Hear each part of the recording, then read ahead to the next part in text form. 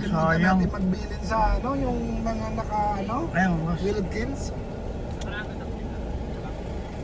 Okay, sir. Nalilang chip ah. Nabok po kami. Ito po sa ano, Hotel po. Ay, din lang po, sir. Gusto nyo lang po.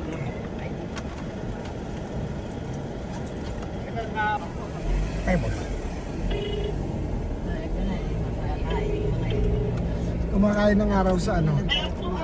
Ay Jane, sige na. Okay lang na-iop ko nang hindi ako nagsabing ano. Saan dito? Okay Jane. Okay, bye-bye.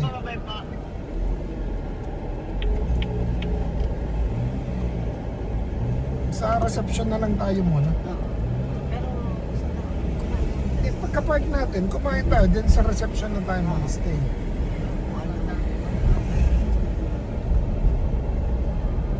M Village.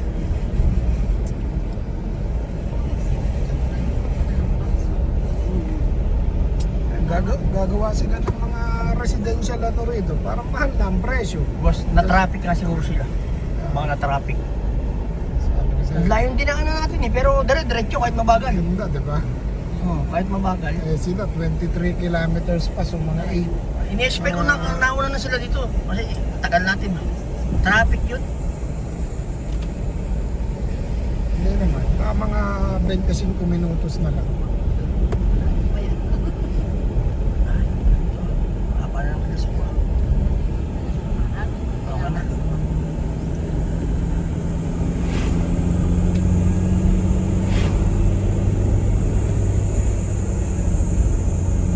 Kaya na kasi ang mga taga-Rakarais, kaya dito tayo na ganyan eh. Wait lang. Man, claim na agad. Ate Tess.